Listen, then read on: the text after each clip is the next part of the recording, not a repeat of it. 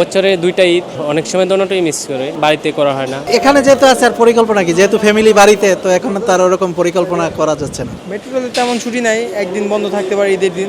যদি ডিউটি থাকে ঈদের মধ্যে করতে হবে। আমাদের ঈদ করা হবে ঢাকায় ক্যাম্পে, আমাদের আনসার ক্যাম্পে ঈদ করা হবে, তাই আমরা বাড়ি যাব না। তাই আমাদের যারা যাওয়া তারা যাবে, সবার তো আর ছুটি হবে না, হয়তো আমাদের ভিতরে 10 জন 12 জন হবে, বাবা মা রেখে বাচ্চা রেখে সবাইকে রেখে আমরা এখানে একা ঈদ করবো। ওরা অপেক্ষায় ছিল, কিন্তু অপেক্ষা থাকলে কি হবে, আমরা তো মানুষের সেবায় নিয়োজিত, দেশের সেবায় নিয়োজিত। বছরে 2টা ঈদ, অনেক সময় দোনোটাই মিস করে, বাড়িতে করা হয় না। আমাদের এই মানুষের সেবা করতে করতে আমাদের এভাবেই চলে যায়, মানে আমাদের আনন্দ ফুর্তি বা এরকম কোনো ই নেই।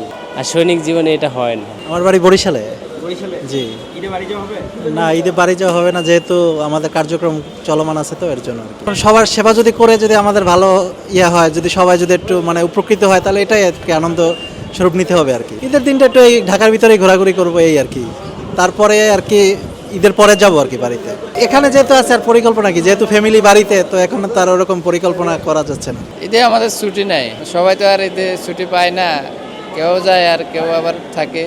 আমরা ডিউটিতে আছি, কোনো পরিকল্পনাই না, এমনি ডিউটি করতেছি। পরিবার নোয়াখালী থাকে, দেশের বাড়ি। যারা গেছে ওরা ছুটির পর আসলে তারপরে আমরা যাব। মেট্রো রেলে তেমন ছুটি নাই, একদিন বন্ধ থাকতে পারে ঈদের দিন।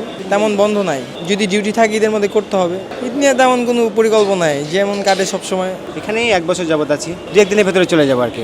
যে সময় আসলে আমাদের মেট্রোতে একটু চাপ কম থাকে, এই সময় যা হোক সবাই বাড়িতে যায়, তো সবাই একটা আনন্দঘন মুহূর্ত আর কি, সবাই সাথে একসাথে ঈদ করা। এবার ঈদে মেট্রো রেল কয়দিন বন্ধ থাকবে বা ঈদের দিনটা